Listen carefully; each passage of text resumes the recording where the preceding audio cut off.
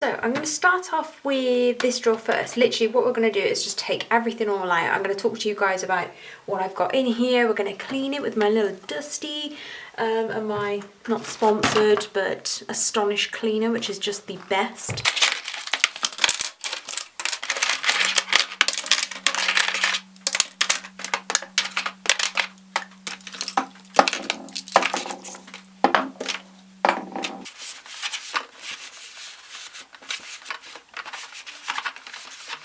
So this usually sits in the left hand side of this drawer, so I'm going to show you exactly what I put in here. I'm going to start with probably the most boring, to be honest. So if you have the Ikea drawers, you'll know my frustration, but you'll know that you can't, if you have these in the drawers, you can't ever see the back too. You'd be lucky to see this one. But the first thing I always keep in here is my Navara Meraki oil, just for a healthy sort of glow, which I like to keep on hand because it does make my makeup look really good on my skin. Two little beauty blender things here to clean my beauty blenders. I haven't, as you can see, they're brand new, but I've just got the soap and then also the solid soap as well. And then I also keep my, oh I love the smell of this. This is my Nancy soap brush sponge cleaner, soap cleaner, there you go. So I always keep that one in there. So let's get this other boring part done. So I keep in here my things like my little eyelash tweezers, which I got from eBay. I always keep eyelash curlers here as well. This part here can get really disgusting. Ugh, look. It's actually taken the rose gold plating off. It's that bad, and I swear I didn't clean these that long ago, so we're going to put those in there. Then I've also got, and I need to get some new ones of these. These are like, I think they're eyebrow trimmers, but I tend to just do it for my face, which is probably bad, but we're going to carry on. A little blackhead thing, a little eyelash, that probably could go in the bin, but never mind. Some nail clippers, a nail file, more eyelash tweezers. These are from False Eyelashes. These are really, really good. Absolutely love those. This is one of those nail pusher backer inners. You know yeah, one of those. Some tweezers, which again are great. A really ratty comb, but I can't help but keep it. Look, it just looks like this is. I need to get, like, yeah, we're just gonna keep it in there. A little mirror here which has bunny rabbits on it, not sure why. And I've just got here some clippers here which are for my eyebrows. I like to just push them upwards and then cut them, and then some other scissors, but crap, but really handy. Right, let's go to this section here. So this is where I keep all of my setting sprays. I don't actually use setting sprays all that often, I have to be honest. The only time really I'll ever go in for them is if I feel like my skin's a little bit too powdery, not poo-towdery. So I'm just going to give this bad boy a clean. The first spray I have here is actually I think it's the vitamin E spray from Superdrug. But what I did, and I have a video on this if you do want to waste 3 minutes of your life, I created my own sort of dewy spray. Then I've got the L'Oreal Infallible Fixing Mist here, which needs a bit of a shake. It's also just hit me that I'm actually here sat cleaning the bottles. I've been watching Miss Hinch for such a long time now that it's actually taken a huge effect on me.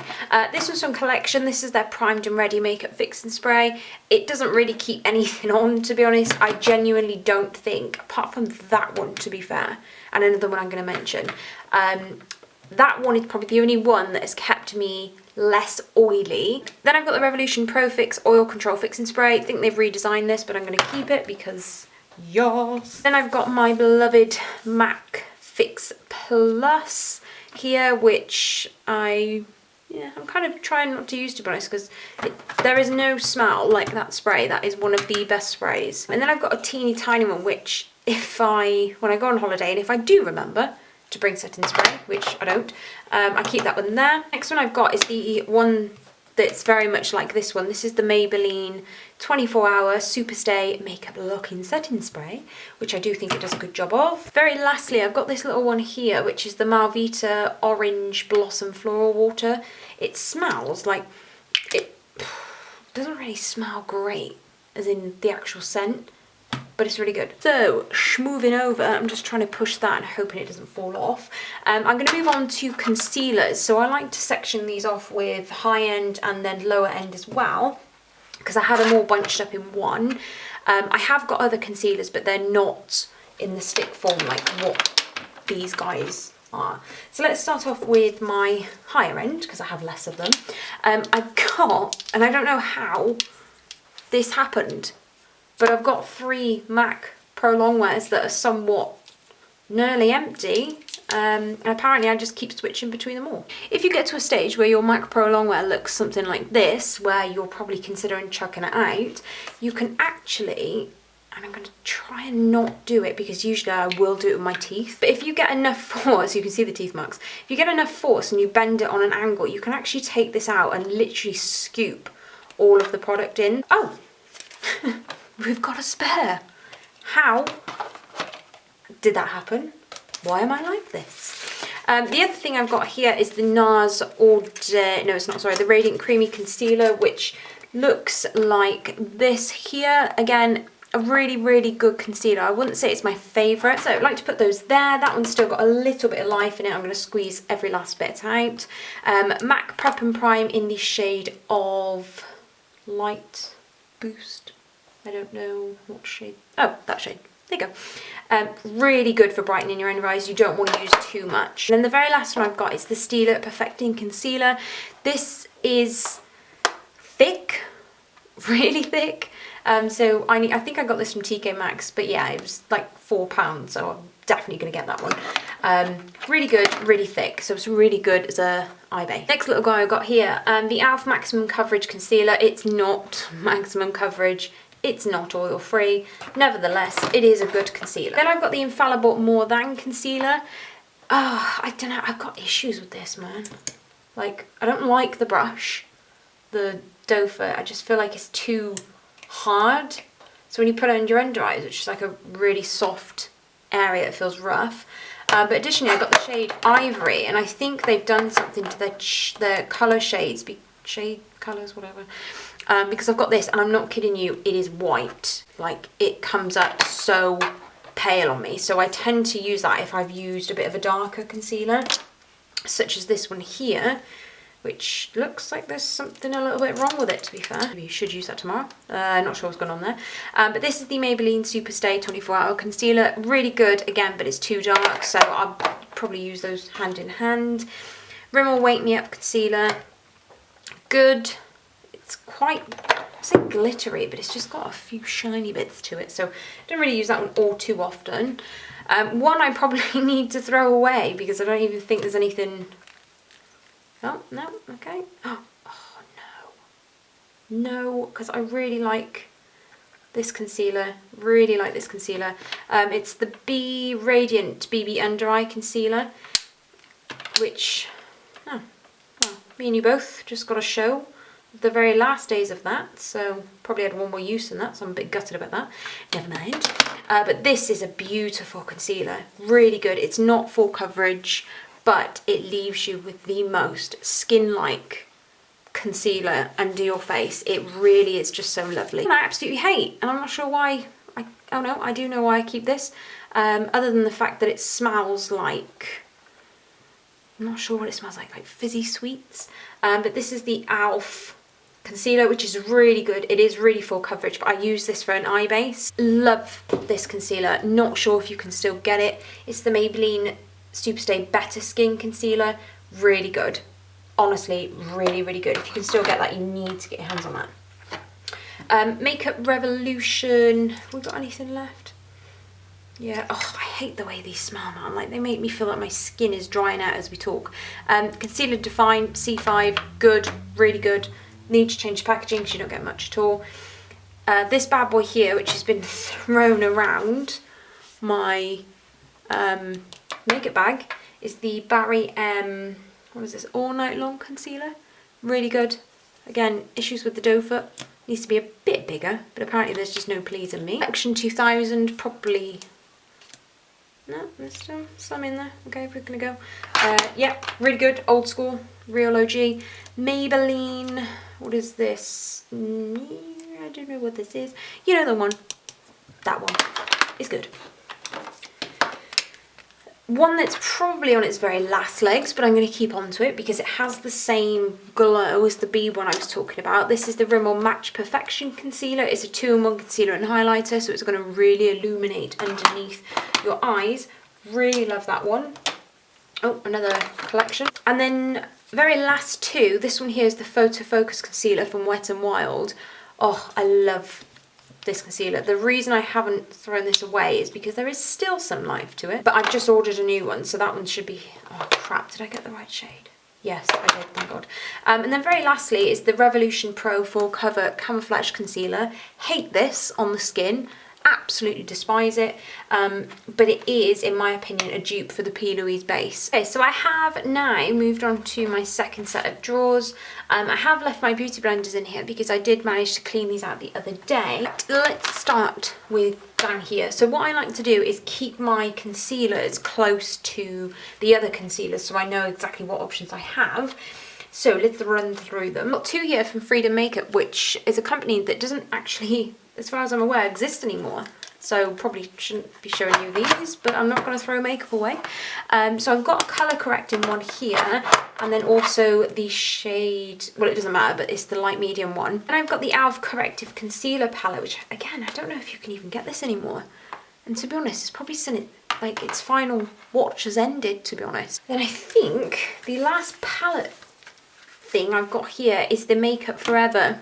What is this? The Camouflage Cream Palette. Got this in TK Maxx for, I think it was like £5. So of course I bought it. Really, really lovely. The only thing is they do crease. What else do I have? I've got the Rimmel Lasting Finish Concealer. I don't know if I have any left. Oh no, she does. Again, really good eye base. Fantastic. Don't like it on the skin. There you go. Then I have the L'Oreal Infallible 24-Hour Concealer Pomade. Not a big fan of this, I have to say, mainly because it's probably a bit too dark. But other than that, the consistency of it is brilliant. My favourite concealer of all time is the NARS Soft Matte Concealer. I'm not kidding you. Oh, thank God. I had a panic thinking I'd run out of it. This is the best concealer I think you can buy high end. I'm gonna make that statement. NYX Above, that can go. It's okay concealer, it's very oily. Above and Beyond Full Coverage Concealer. Sorry guys, my camera cut out. I've just zoomed you in a little bit. Then I've got the MAC Studio Finish Concealers, which I really love. Really, really love those concealers. They are super thick, so you do need to go in quite sort of soft with them.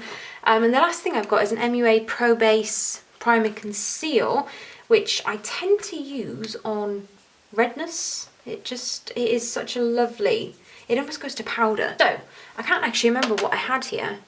I literally cannot remember. But what I've got here are loads of sort of tester pots. So I've got loads of MAC Prep and Prime, Smashbox, something I've never tried before, Esper Optimal Skin Serum.